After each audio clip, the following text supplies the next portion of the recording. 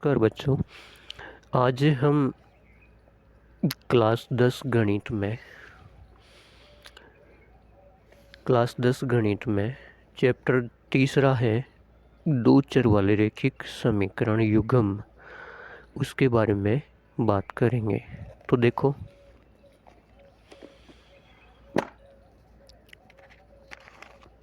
दो चर वाले रैखिक समीकरण का व्यापक रूप होता है ax plus by plus c बराबर 0। ये आपको ध्यान में रखना है। दो चर का मतलब होता है एक चर x, एक चर y, दो चर हो गए ना।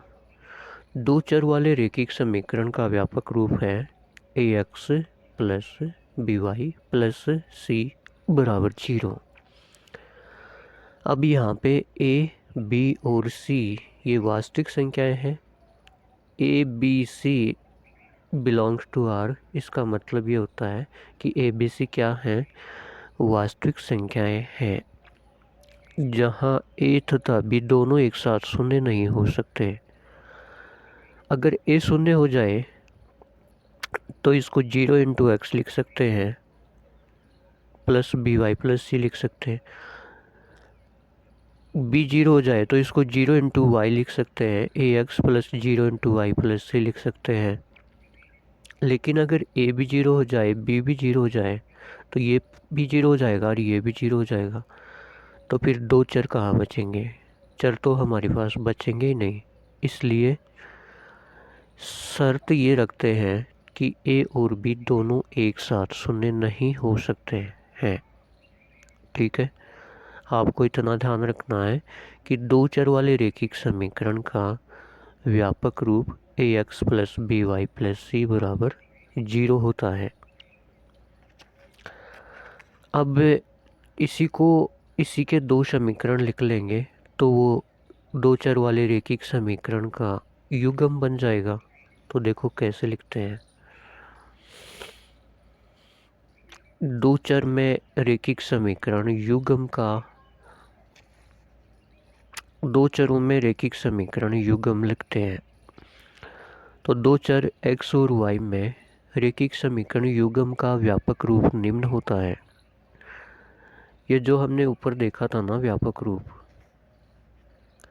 ax plus B Y plus C बराबर 0, उसी में a b c की जगह a1 b1 c1 रख देंगे, एक बार a2 b2 c2 रख देंगे तो दो समीकरण हमको प्राप्त हो जाएंगे। a1x plus b1y plus c1 बराबर 0, a2x plus b2y plus c2 बराबर 0। ये दो समीकरण बन गए। तो इसको हम पढ़ते हैं दो चरों में रैखिक समीकरण युग्म। और यहाँ पर भी a1 b1 c1 a2 b2 c2 ये कोई भी वास्तविक संख्या हो सकती है। अब अगली बात देखिए, दो चरों में रैखिक समीकरण युग्म का हल कैसे ज्ञात करते हैं? तो हल ज्ञात करने की दो विधियां होती हैं। एक ग्राफीय विधि होती है जिसको हम ज्यामितीय विधि बोलते हैं, और एक बीजगणितीय विधि होती है जिसके अंदर वज्र गुणन विधि, विलोपन विधि, इनकी हम बात करेंगे। आगे जब प्रश्न आएंगे ना वहाँ पे बात करेंगे। यहाँ पे हम देखते हैं ग्राफीय विधि। दो चरों में एक रैखिक समीकरण युग्म का ग्राफ दो रेखाओं को निरूपित करता है। क्योंकि एक समीकरण से एक रेखा प्राप्त होगी और दूसरे समीकरण से दूसरी रेखा प्राप्त होगी, और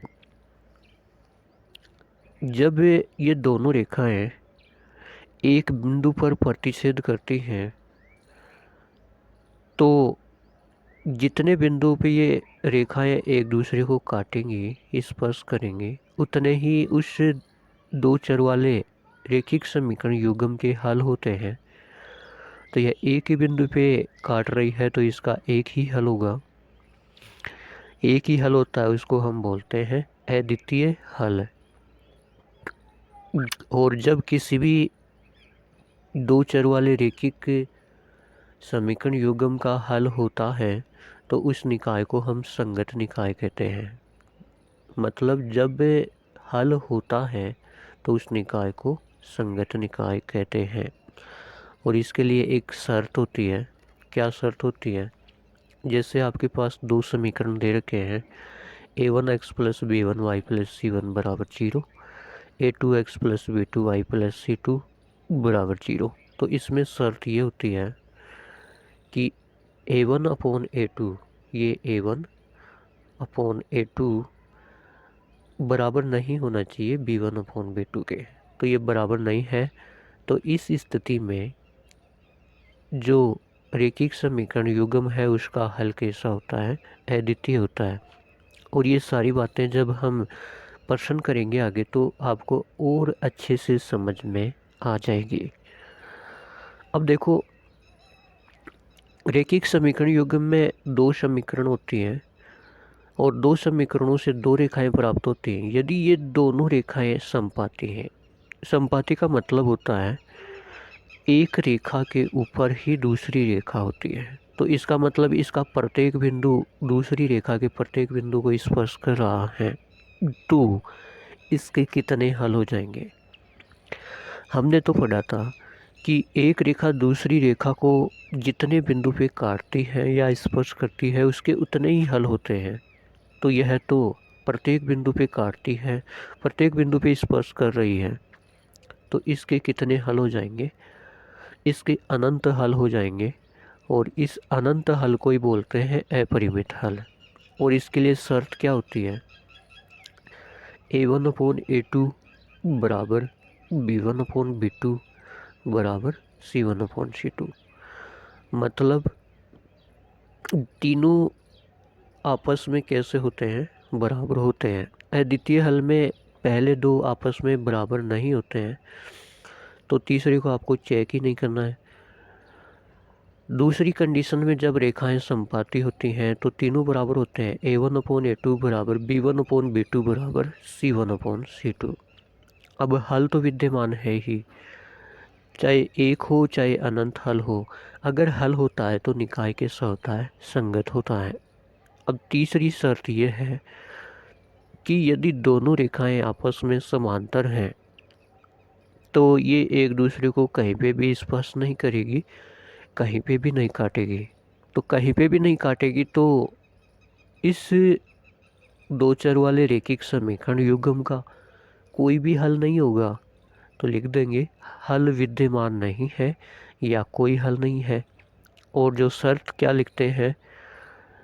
a1 अपॉन a2 बराबर b1 अपॉन b2 बराबर नहीं होगा c1 अपॉन c2। इन तीनों शर्तों को आप एक साथ देखिए कि जब एक बिंदु पे काटती है तो पहले दो बराबर नहीं होते हैं।